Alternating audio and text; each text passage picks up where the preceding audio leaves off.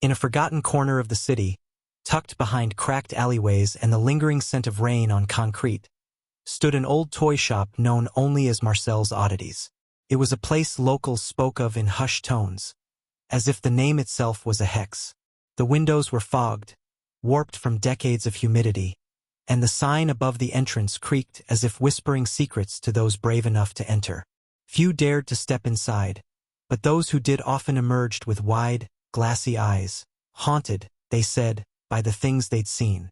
Yet on a storm-churned October evening, a young woman named Elara, desperate for a job and eager to escape the clutches of her suffocating family, found herself standing at its threshold.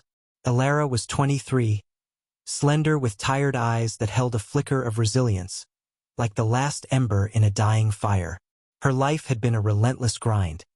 An absent father, a mother who criticized her every move, and a younger brother whose needs always eclipsed hers. When she saw the help wanted sign in the fogged window, she stepped inside before fear could anchor her in place. The air inside was thick, smelling of old wood, wax, and a faint, metallic tang. The shelves were lined with marionettes, dolls, and mechanical toys, each so detailed, they seemed almost alive. Their eyes followed her, glinting in the dim light. At the back of the shop stood Marcel himself. He was an ancient man, skeletal thin, with fingers like gnarled tree roots and eyes that gleamed unnaturally bright. His voice, when he spoke, was a rasp, like paper tearing. "You wish to work here?" Elara nodded, her voice caught in her throat. She felt something pressing down on her chest, an invisible hand that seemed to squeeze her lungs. But she needed this job. Marcel smiled, a thin, lipless curl that barely moved the rest of his face. "You'll be my assistant, Elara. But beware, the marionettes demand respect. Do not touch them unless told." The first few days were uneventful. Elara swept the floors, dusted the shelves, and learned to avoid the strange, heavy gazes of the marionettes. But on the fifth night, as a storm raged outside and the shop groaned under the wind's assault, Marcel called her to the back room. Inside, the walls were lined with marionettes in glass cases. Each one was exquisitely crafted, the porcelain of their faces flawless, their clothes stitched with inhuman precision. But what disturbed Elara most were their eyes. Deep, glistening, and too lifelike. Marcel gestured to one in particular.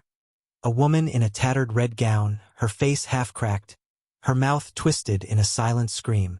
"Her name is Elara," Marcel whispered, almost tenderly. "She's special. You'll polish her." As Elara cleaned the glass, she felt something. A chill, a breath on the back of her neck. The hair on her arms rose, and she heard a faint, almost imperceptible whisper. "Let me out." She turned sharply, but Marcel was gone. The room felt darker now, the air charged with static. She shook her head, blaming fatigue, and finished her task. But as she left, she caught her reflection in the glass, and behind her, Leora's eyes moved. They were locked on Elara's, wide with pleading. That night, Elara couldn't sleep. She dreamed of the marionettes. Not lifeless, but moving, breathing. Their strings tangled in a grotesque dance. They whispered to her in voices that weren't quite human. "Help us, please, before he takes you too." The next morning, Marcel was nowhere to be found. Elara wandered the shop, drawn to the back room once again. She found a journal on Marcel's desk, its pages brittle with age. The entries chronicled the creation of each marionette, except they weren't creations at all. They were people trapped. Names, dates, and stories filled the pages. Elara was a real woman, a singer from 1923 who had disappeared without a trace. The journal detailed a ritual, one that transferred a soul into a marionette's body, locking them in eternal servitude. Marcel had been doing this for over a century, sustaining his own life by harvesting the vitality of others, binding their souls into the wood and porcelain of his creations. Elara's blood ran cold. She flipped to the last page, and her own name was written there in fresh ink. A soft creak behind her. She turned. Marcel stood in the doorway, holding a marionette blank and unfinished. a porcelain face with hollow, empty eyes. "It's your turn, Elara," he rasped. "You're perfect. Your pain, your longing. It will make you beautiful." She ran. The shop seemed to shift around her, shelves twisting and warping into labyrinthine corridors. The marionettes lunged at her, their strings stretching like sinewy tendrils, wrapping around her arms and legs. Their faces contorted into masks of rage and sorrow, mouths opening in silent screams. Marcel's voice echoed, low and hungry. "Join the collection." Elara struggled, screaming as the strings burrowed into her skin, wrapping around her neck. She felt herself pulled, her vision fracturing like glass, her body heavy, her limbs locking. Her skin hardened, her breath grew shallow, and the world dimmed.